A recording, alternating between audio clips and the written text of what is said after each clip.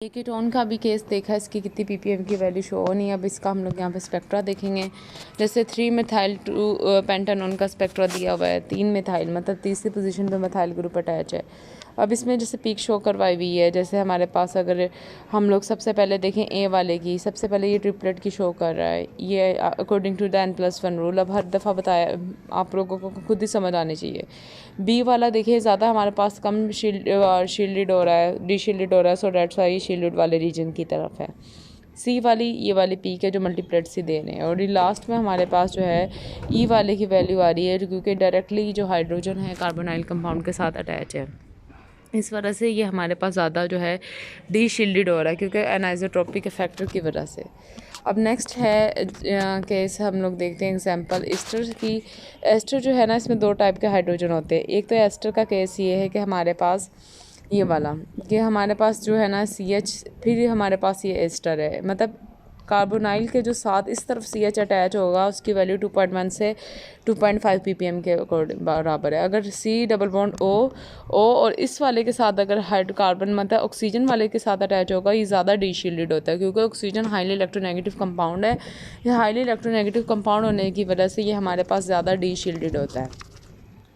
सो अब हम लोग इसका एस्टर का एग्जांपल देखते हैं कि हमारे पास एस्टर का क्या केस है, एस्टर की क्या वैल्यू आ रही है। इसको हम लोग यहाँ पे देखेंगे 1 बाय 1 और उसको यहाँ पे स्टडी करेंगे कि हमारे पास एस्टर जो है इसकी एसीटेट की आइसोब्यूटाइल एसीटेट यहाँ पे एग्जांपल दी हुई है कि आइसोब्यूटाइल एसीटेट में आप देखें हमारे पास ये जो ऑक्सीजन वाली साइड पे हाइड्रोजन है ना, ये वाला ऑक्सीजन वाली साइड पे ये जो CH2D वाला अटैच है, ये ज़्यादा डी शील्डेड है। क्यों ज़्यादा डी शील्डेड है? Because oxygen is the more electronegative element, so ये इलेक्ट्रॉन डेंसिटी ट्रैप करके रखता है, ज़्यादा डी शील्डेड होता है।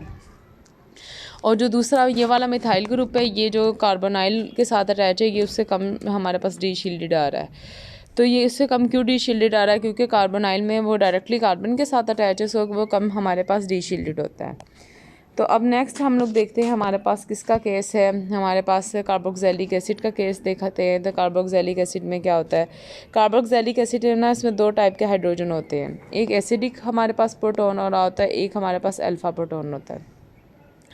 जो एसिडिक हमारे पास प्रोटॉन है ना, इसकी वैल्यू 11 से 12 ppm में, मतलब इतना हाईली ये जो डी शील्डेड होता है।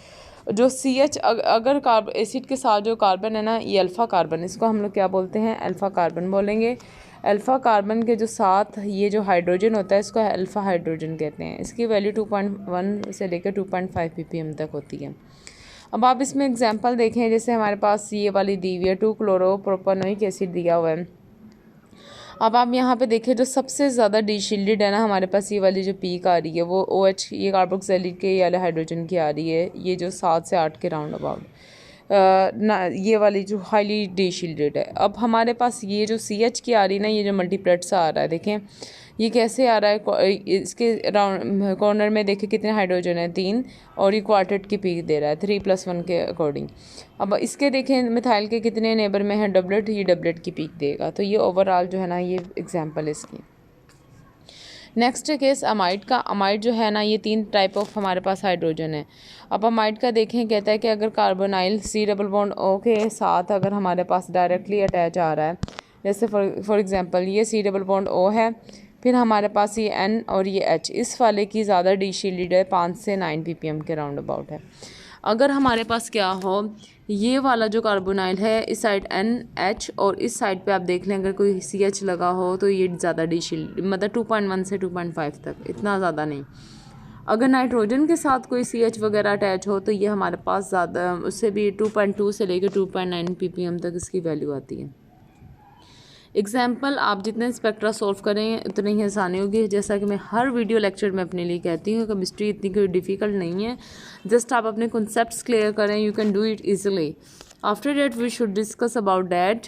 एंड देखें आप यहाँ पे हमारे पास सबसे ज़्यादा NH2 वाला ये हाइड्रोजन जो है ना, इस साइड पे इसकी पीक आ रही है। वो क्यों आ रही है? Because they are more deshielded है। अब और यहाँ पे जो CH2 है, ये इसकी C वाली पीक ये है, और ये CH2 जो है इसकी ये वाली पीक है, और CH3 की ये वाली पीक है, और ये शील्डेड है।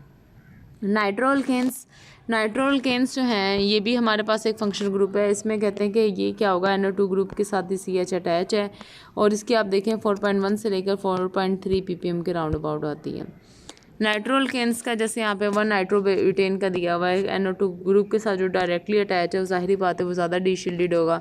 उसकी इधर ट्रिपलेट CH2 की पीक हो रही है, इसकी हमारे पास इसके बाद क्विंटेट की आ रही है, और बी वाले की हमारे पास सेक्सटेट आ रही है, और CH3 की हमारे पास ट्रिपलेट की फॉर्म में आ रही है पीक। ये इनकी पीक्स की यहाँ पे वैल्यूज़ भी गिवन है।